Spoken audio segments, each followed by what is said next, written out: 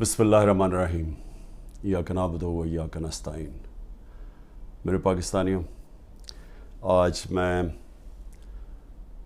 अली मोहम्मद की रिहाई पे मुझे खुशी इसलिए है कि एक तो ये साबित हो गया कि बेकसूर था। इसको तकरीबन 80 दिन अली मोहम्मद को इन्होंने जेल में रखा।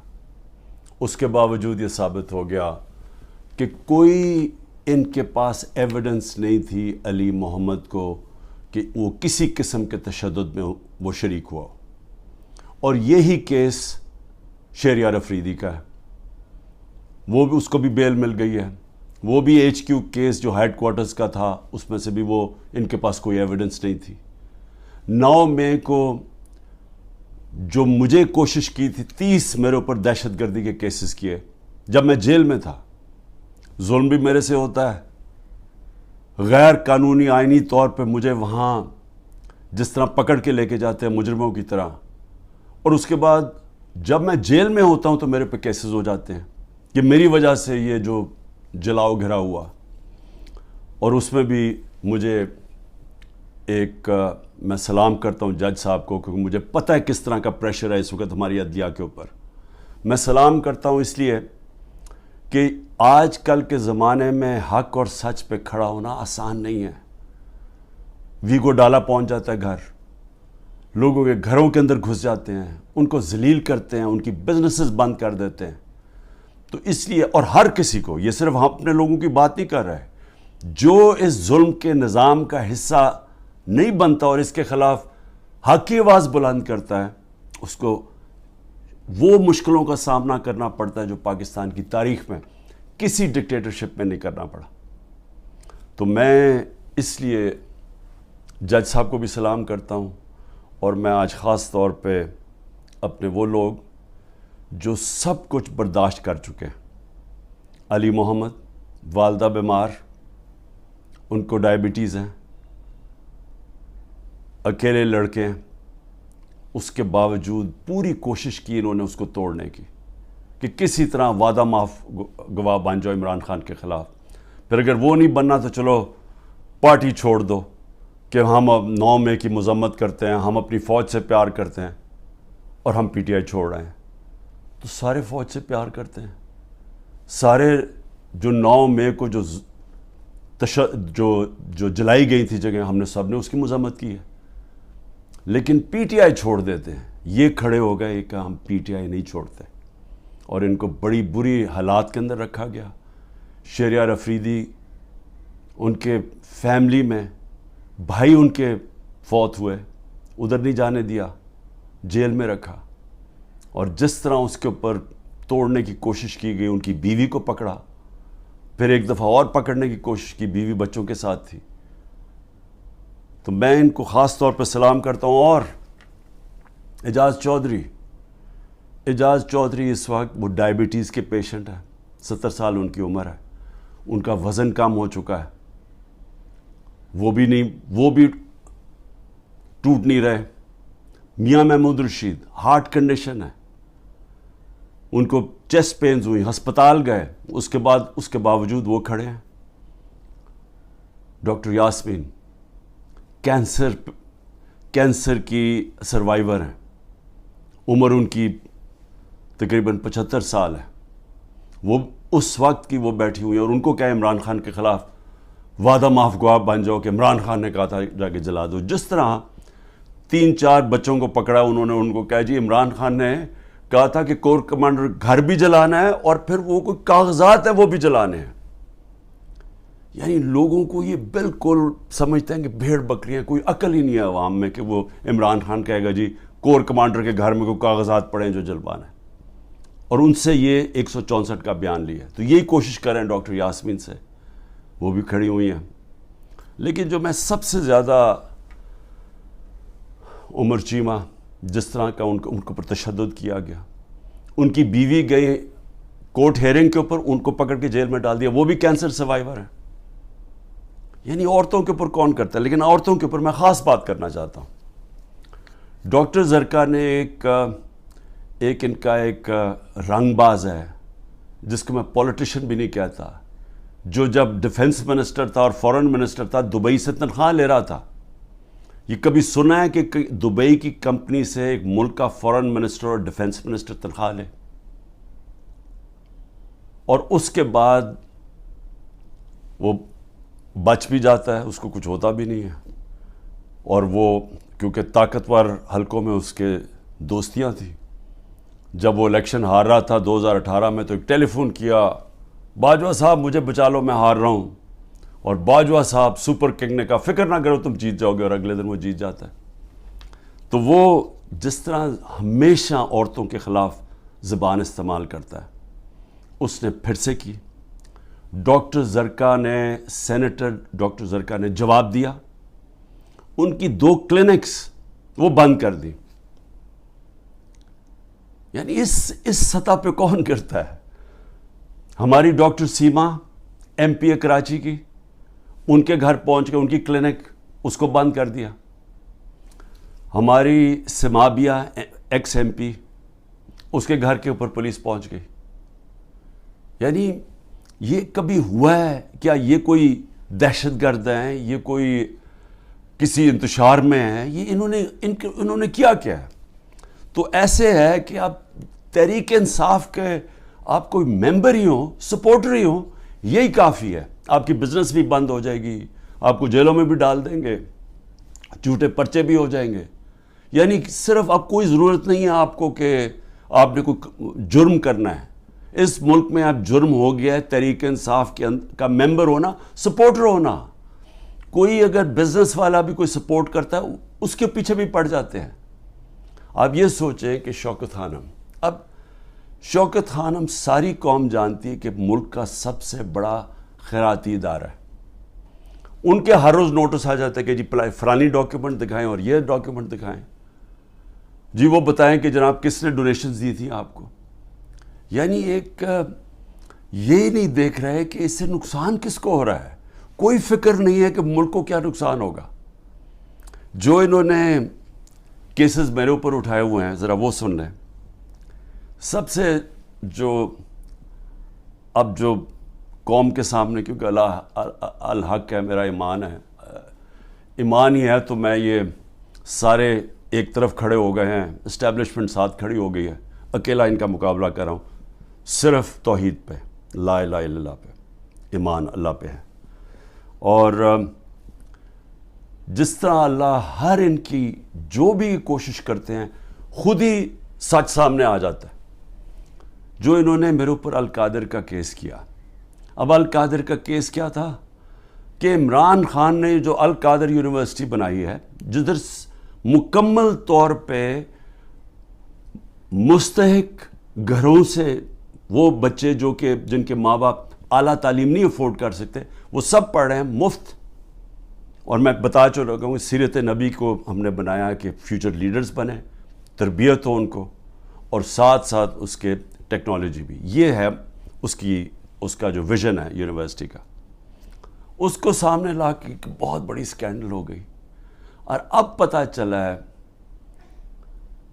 کہ انہوں نے اپریل 2020 میں تفتیش کی تھی. وہ میں پہلے کہہ چکا ہوں آپ کو.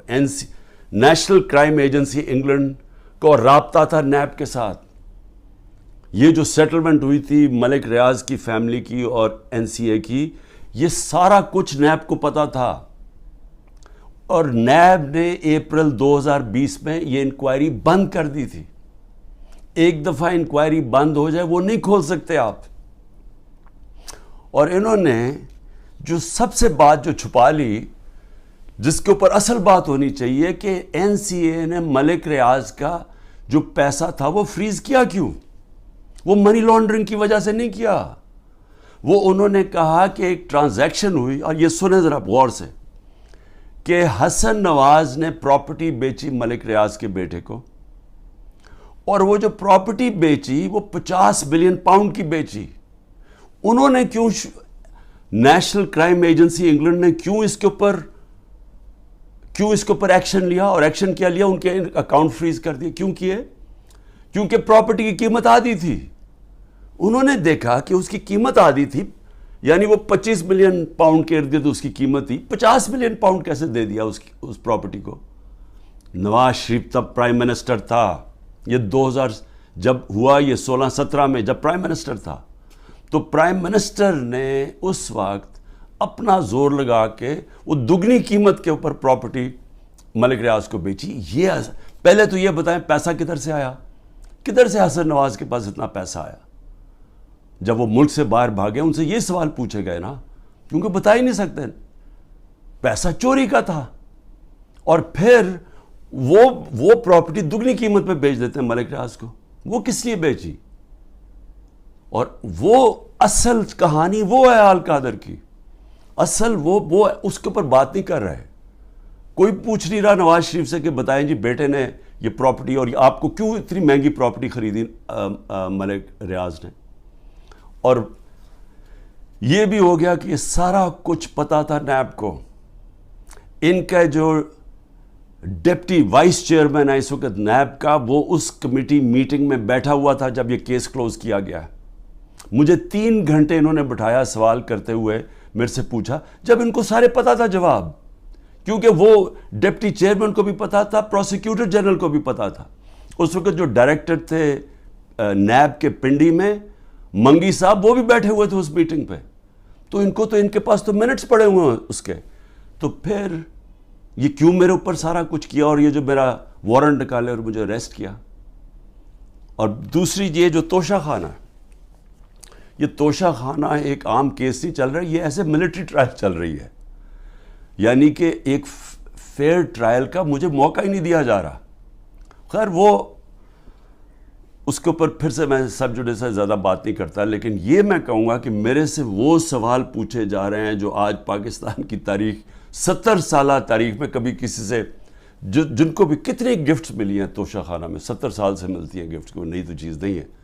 کبھی کسی سے وہ سوال نہیں پوچھا کہ جی آپ کو جو توشہ خانہ کی گفٹ ملی تھی وہ آپ نے آگے بیچی کس کو، یا آپ نے گفٹ کس کو کی. کبھی کسی سے آج تک یہ پوچھا ہے؟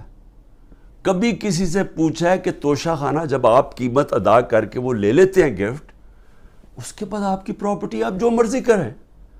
بھی آپ کون ہے پوچھنے والا ہے کہ میری پراپرٹی سے میں یہ گفٹ کروں یا میں بیچوں؟ جب تک کہ جو بھی میرا چیز ہو وہ میں ڈکلیئر کروں. تو میرا سارا ڈکلیئرڈ ہے میرے ٹیکس ریٹرنز میں.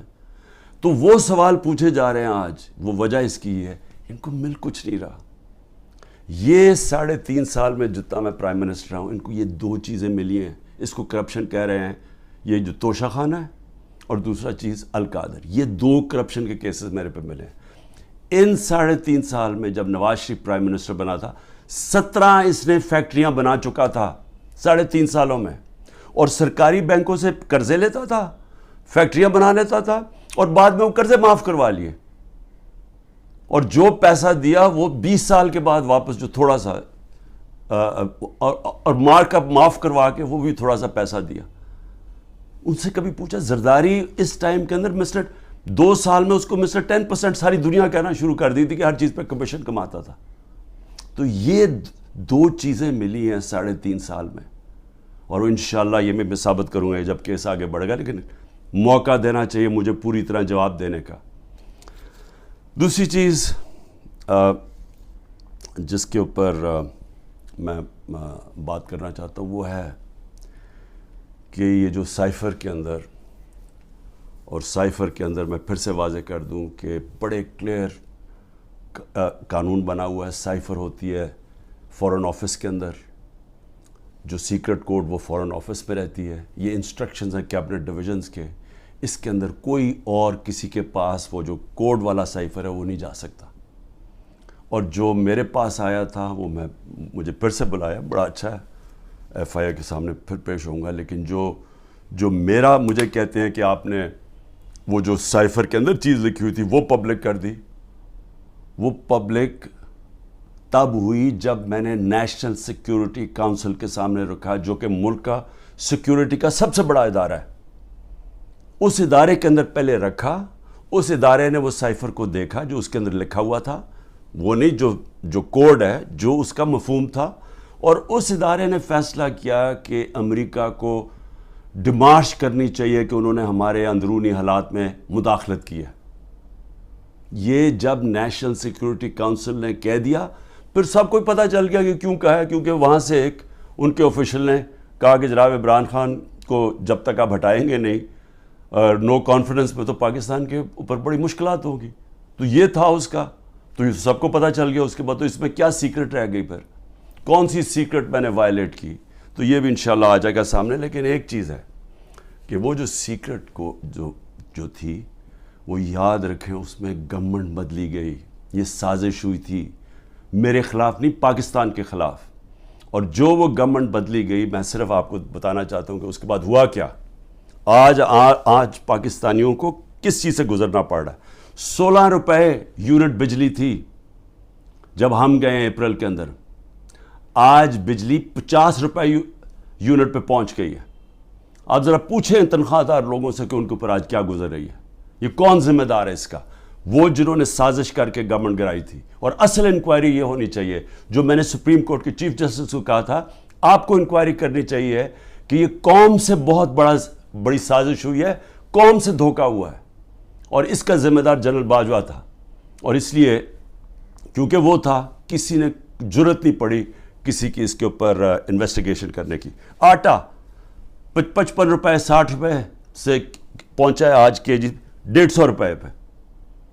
سوچیں کہ یہ عام آدمی کی خوراک ہے آٹا. اس کے بعد چاول دگنی قیمت ہوگی جو چاول تھے. چینی، ہمارے دور میں بڑا شور مچا چینی چور. ہم نے انکوائری کروائی، چینی کی قیمت 80 روپے تھی، آج چینی 160 روپے پہ پہنچ گئی ہے. سارے جو بڑے بڑے شوگر مل مافیا ہیں وہ سارے بیٹھے ہوئے ہیں آج گورنمنٹ کے اندر. اور پھر یہ دودھ بڑا ضروری ہے کیونکہ بچوں کے لیے بہت ضروری ہے. 150 روپے لیٹر سے گیا 230 روپے لیٹر پہ. اور دال جو عام آدمی کھاتا ہے 310 روپے سے 520 روپے پہ گئی ہے. 310 روپے کے جی سے 520 روپے کے جی پہ دال گئی ہے. یہ عام لوگوں کے کھانے کی چیزیں ہیں. یہ ذرا بتائیں کہ کون ذمہ دار ہے جس نے یہ جو ساری سازش ہوئی تھی. اور انشاءاللہ جب بھی انکوائری ہوگی ثابت ہوگا کہ بہت بڑی ایک چلتی ہوئی حکومت کو مشکل وقت سے جو پاکستان کو نکالتی گئی اس کو گرا کے تو یہ ہوا. میں آخر میں 2 صرف چیزیں کہنا چاہتا ہوں.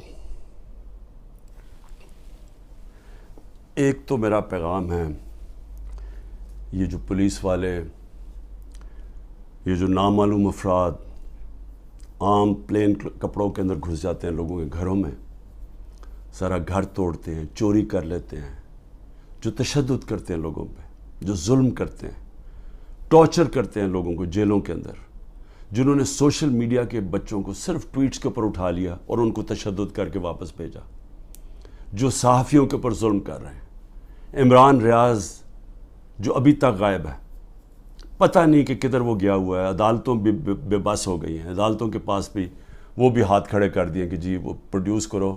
ایک صحافی صرف اس لیے، اس نے تو کوئی توڑ پھوڑ نہیں کی تھی، لیکن صرف اس لیے کہ وہ ظلم کے سامنے سچ بول رہا تھا، اس کو اٹھا لیا. 4 پاکستان کے ٹاپ صحافی ملک سے باہر گئے ہوئے ہیں، ملک چھوڑ کے چلے گئے کیونکہ وہ سچ نہیں بول سکتے تھے. اور ان کے اوپر یہی قسم کا جو عمران کو پہلے اس کے اوپر تشدد کیا، پھر جو اب اس کو غائب کیا ہوا ہے، خوف پھیلایا ہوا ہے. باقی سارا میڈیا کنٹرول میں ہے. صرف وہ تب بول سکتے ہیں اگر عمران خان کی کوئی برائی ہو، پروپیگنڈا، وہ بول سکتے ہیں. وہ کوئی سچ نہیں بول سکتا آج. اور مجھے افسوس یہ ہے کہ ان میں سے جو ہم بڑے بڑے نام سمجھتے تھے کہ وہ صحاف کے لیے ان کی بڑی قربانیاں ہیں، وہ بھی آج گھٹنے ٹیک کے سامنے بیٹھے ہوئے ہیں. لیکن مجھے افسوس اور ہے ہیومن رائٹس آرگنائزیشنز پہ. مجھے افسوس ہے جو کہتی ہیں ہم عورتوں کے لیے NGOs بنے ہوئے ہیں، ہم عورتوں کے لیے حقوق کے لیے کھڑے ہیں. یہ واحد پارٹی ہے پاکستان کی تاریخ میں جس نے پہلی دفعہ خواتین کو پولیٹکس میں لے کے آئیں. انہوں نے شرکت کرنی شروع کی، جلسوں کے اندر عورتیں آئیں، فیملیز آئیں. یہ پہلی دفعہ ہوا ہے ہمارے ملک میں. یہ خوشائن چیز ہے کہ ملک کی جتنی بڑی پارٹیسپیشن ہوگی پولیٹکس کے اندر، اتنا بہتر وہ احتساب کریں گے حکمرانوں کا. جتنی زیادہ بڑی ٹرن آؤٹ ہوگی اس کا مطلب کہ عوام نظر رکھ رہے ہیں حکمرانوں کے اوپر. تو اصل تو ڈیموکریسی کا مطلب ہی یہ ہے کہ عوام احتساب کرتی ہے جو حکومت کرتے ہیں وہ دیکھتی ہیں ان کا، تو عوام تو آج پہلی دفعہ نکل رہی ہے، اس طرح ٹرن آؤٹ ہو رہا ہے، عورتیں نکل رہی ہیں، اور ان عورتوں کے اوپر جان کے یہ تشدد کیا جا رہا ہے باقی عورتوں کو ڈرانے کے لیے کہ وہ نہ گھروں سے نکلیں، کہ وہ چپ کر کے سہم کے بیٹھ جائیں۔ تو کدھر گئی ہیں ہیومن رائٹس جو عورتوں کو ریپرزینٹ کرتی تھیں؟ کدھر ہیں وہ عورتیں؟ کیوں نہیں بول رہی کہ یہ جو ظلم ہو رہا ہے ان عورتوں کے اوپر؟ وہ بیچاری صنم اور طیبہ، وہ تو تحریک انصاف میں ان کا کوئی عہدہ نہیں ہے، ان کو جیلوں میں ڈالا ہوا ہے۔ وہ صنم کے خامد آیا، اس کو پکڑ کے لے گئے، اب ان کا گھر میں بچہ ہے، وہ کیا کرے گا؟ دونوں کو پکڑ کے لے گئے۔ عمر چیمہ، اس کی بیوی، میں پھر سے کہتا ہوں وہ کینسر کی سفرر ہے، کینسر کی سے اس کو پکڑ کے جیل میں ڈال دیا، صرف اور صرف دہشت پھیلانے کے لیے کہ عورتیں گھروں سے نہ نکلیں۔ اور پھر سے کہ نہ یہاں بول رہی ہیں نہ باہر، بڑی فکر ہے افغانستان کی عورتوں کی، بہت فکر ہے، اور ہے ٹھیک ہے کہ اسکولوں میں سب سے زیادہ ملک کی بہتری ہوتی ہے جب عورتیں پڑھی لکھی ہوتی ہیں، اور پاکستان میں تو خاص طور پہ جب آپ کی آبادی تیزی سے بڑھ رہی ہو تو اس کو روکتا ہی ہے کہ پڑھی لکھی، جب آپ کی بچیاں پڑھی لکھی ہوتی ہیں، عورتیں پڑھی لکھی ہوتی ہیں۔ لیکن کیوں فکر نہیں ہے کہ یہ پاکستان کی عورتوں سے کیا ہو رہا ہے؟ تو ایک تو یہ ہے۔ میں آخر میں صرف یہ کہنا چاہتا تھا کہ جو مرضی آپ کر لیں، یہ آپ جو سب کچھ کر رہے ہیں، یہ جو سارا دہشت پھیلائی ہوئی ہے اور لوگوں کو جیلوں میں ڈالا ہوا ہے اور گھروں میں یہ توڑ پھوڑ کر رہے ہیں، یہ آج میرا دن یاد رکھ لیں، جب بھی الیکشن ہوگا آپ تحریک انصاف کو روک ہی نہیں سکتے، کیونکہ آپ لوگ اگر سہم بھی گئے نا، دلوں کے اندر ان جو فیصلے اور ذہنوں میں کر بیٹھے ہیں وہ اس سے نہیں پیچھے ہٹنے لگے۔ جب ایک آبادی ایک طرف آ کے کھڑی ہو جاتی ہے، قوم کھڑی ہو جاتی ہے، کوئی دنیا کی پاور اس کو روک نہیں سکتی۔ یہ صرف عارضی طور پہ آپ تھوڑی دیر لوگوں کو سہم جائیں گے، ڈر جائیں گے۔ میں چیلنج کرتا ہوں کہ جب بھی الیکشن ہوں گے آپ ڈیلے بھی کر دیں، ابھی ڈرے ہوئے ہیں کہ جی ابھی نہ کرو الیکشن، آپ اگلے مارچ کر دیں۔ میں آپ کو چیلنج کرتا ہوں کہ تحریک انصاف سویپ کرے گی الیکشن انشاءاللہ۔ مجھے جیل میں ڈال دیں، ڈسکوالیفائی کر دیں، جیتنا تحریک انصاف نے، کیونکہ قوم فیصلہ کر بیٹھی ہے۔ اور یہ جتنے آپ حربے استعمال کر رہے ہیں، آپ تحریک انصاف کا ووٹ بینک اور بڑھتا جا رہا ہے۔ لوگ بیوقوف تو نہیں ہیں، قوم تو دیکھ رہی ہے کیا ہو رہا ہے، اور قوم کے اندر غصہ ہے۔ ایک معاشی طور پہ ان کا قتل کر دیا ہے، ایک مہنگائی ان کو لے بیٹھی ہے، ایک یہ 30 سال سے وہ شکلیں دیکھ رہی ہیں جو ملک کو لوٹ کے پیسہ باہر ان کا پڑا ہوا ہے، اور پھر ان کے اوپر خوف طاری کیا ہوا ہے کہ جناب ہم آپ مایوسی پھیلائی ہوئی ہے کہ تحریک انصاف جیت نہیں سکتی، عمران خان کے اوپر کانٹا مارا ہوا ہے۔ کانٹا صرف عوام کسی کے اوپر مارتی ہے، اور کوئی بھی انشاءاللہ جب بھی الیکشن ہوگا، کوئی بھی جب عوام کی رائے طے کر لیتی ہے، فیصلہ کر لیتی ہے عوام، آج تک دنیا کی تاریخ میں عوام کے خلاف کوئی نہیں جیتا۔ پاکستان زندہ باد۔